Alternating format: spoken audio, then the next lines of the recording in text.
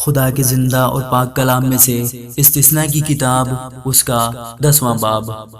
اس وقت خداوند نے مجھ سے کہا کہ پہلی لوحوں کی مانند پتھر کی 2 اور لوحیں تراش لے اور میرے پاس پہاڑ پر آ جا اور ایک چوبی صندوق بھی بنا لے، اور جو باتیں پہلی لوحوں پر جن کو تو نے توڑ ڈالا لکھی تھی وہیں میں ان لوحوں پر بھی لکھ دوں گا، پھر تو ان کو اس صندوق میں دھر دینا۔ سو میں نے کیکر کی لکڑی کا ایک صندوق بنایا اور پہلی لوحوں کی مانند پتھر کی 2 لوحیں تراش لی اور ان دونوں لوحوں کو اپنے ہاتھ میں لیے ہوئے پہاڑ پر چڑھ گیا، اور جو 10 حکم خداوند نے مجمع کے دن پہاڑ پر آگ کے بیچ میں سے تم کو دیے تھے انہی کو پہلی تحریر کے مطابق اس نے ان لوحوں پر لکھ دیا۔ پھر ان کو خداوند نے میرے سپرد کیا۔ تب میں پہاڑ سے لوٹ کر نیچے آیا اور ان لوحوں کو اس صندوق میں جو میں نے بنایا تھا دھر دیا، اور خداوند کے حکم کے مطابق جو اس نے مجھے دیا تھا وہ وہیں رکھی ہوئی ہیں۔ پھر بنی اسرائیل بیروت بنی یاکان سے روانہ ہو کر موسیرا میں آئے، وہیں ہارون نے رحلت کی اور دفن بھی ہوا، اور اس کا بیٹا الیعزر کہانت کے منصب پر مقرر ہو کر اس کی جگہ خدمت کرنے لگا۔ وہاں سے وہ جد یودا کو اور جد یودا سے یوتبات کو چلے۔ اس ملک میں پانی کی ندیاں ہیں۔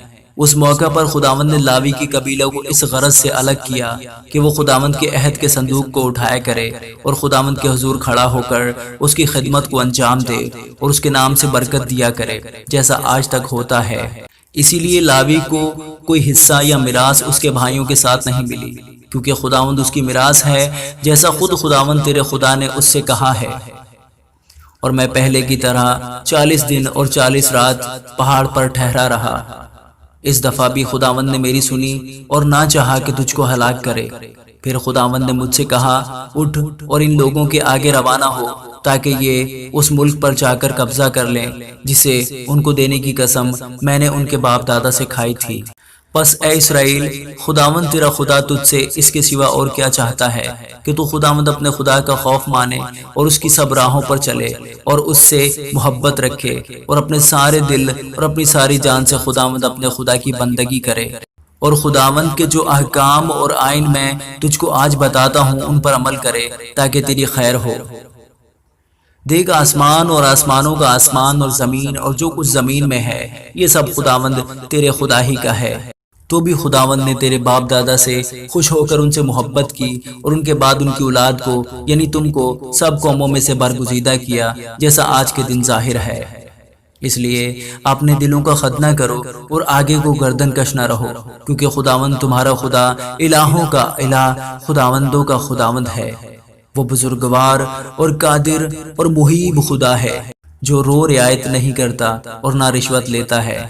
وہ یتیموں اور بیواؤں کا انصاف کرتا ہے اور پردیسی سے ایسی محبت رکھتا ہے کہ اسے کھانا اور کپڑا دیتا ہے۔ سو تم پردیسیوں سے محبت رکھنا، کیونکہ تم بھی ملک مصر میں پردیسی تھے۔ تو خداوند اپنے خدا کا خوف ماننا، اس کی بندگی کرنا اور اس سے لپٹے رہنا اور اسی کے نام کی قسم کھانا۔ وہی تیری حمد کا سزاوار ہے اور وہی تیرا خدا ہے جس نے تیرے لیے وہ بڑے اور ہولناک کام کیے جن کو تو نے اپنی آنکھوں سے دیکھا۔ تیرے باپ دادا جب مصر سے گئے تو 70 آدمی تھے، پر اب خداوند تیرے خدا نے تجھ کو بڑھا کر آسمان کے ستاروں کی مانند کر دیا ہے۔ آمین۔